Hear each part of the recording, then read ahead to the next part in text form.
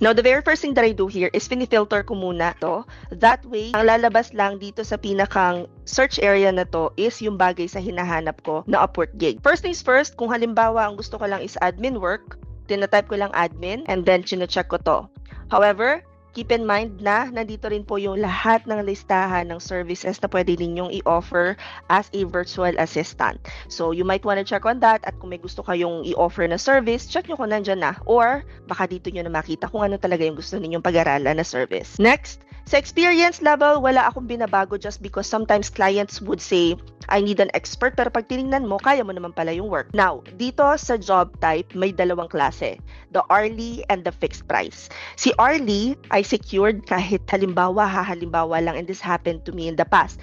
Hindi na nagbayad o hindi na nagparamdam yung kliyente. But dahil naka-Upwork, hourly contract ako, binayaran pa rin ako ni Upwork. Ang downside lang nito, meron siyang screenshot at meron siyang time tracker, which to me is again okay. Etong fixed price kasi, hindi ko siya nire-recommend kapag baguhan ka pa lang or hindi ka pa sanay makipag-negotiate sa mga clients just because kapag hindi na-approve ni client na ma-release yung payment mo, hindi pa niya i-release. So, going back, ang pipiliin ko lagi dito is hourly. At pagkatapos, pagdating naman sa minimum payment na tatanggapin mo, isipin mo muna kung magkano yung minimum na tatanggapin mo. Pagkatapos, mag-add ka doon ng 15% dahil may 15% Upwork service fee na binabawas. At pagkatapos, kailangan mo pang bumili ng Connects para mag-apply. That being said, kung halimbawa ang minimum na tatanggapin ng isang baguhang virtual assistant ay $5, I highly recommend na i-charge mo is right around $6.50.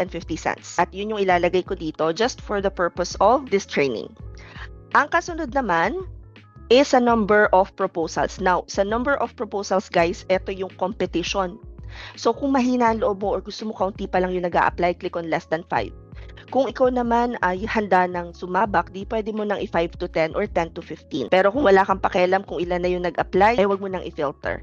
Kaya lang, kung may isip ninyo, kung meron ng 15 hanggang 50 tao na nag-apply, it would be very hard to stand out. So as early as filtering yung applyan ninyo, might as well checkan nyo lang yung kakaunti pa ang nag-a-apply. Dito sa client info, I highly recommend naman na piliin ninyo yung payment verified na because that means nag-provide na ng card info si client sa kung saan kukunin yung ibabayad sa atin bilang virtual assistant. Sa client history, yung iba namimili pa dyan, gusto nila yung meron ng experience na mag-hire ng VAs. Ako naman wala akong problema dyan, so I'll leave it blank.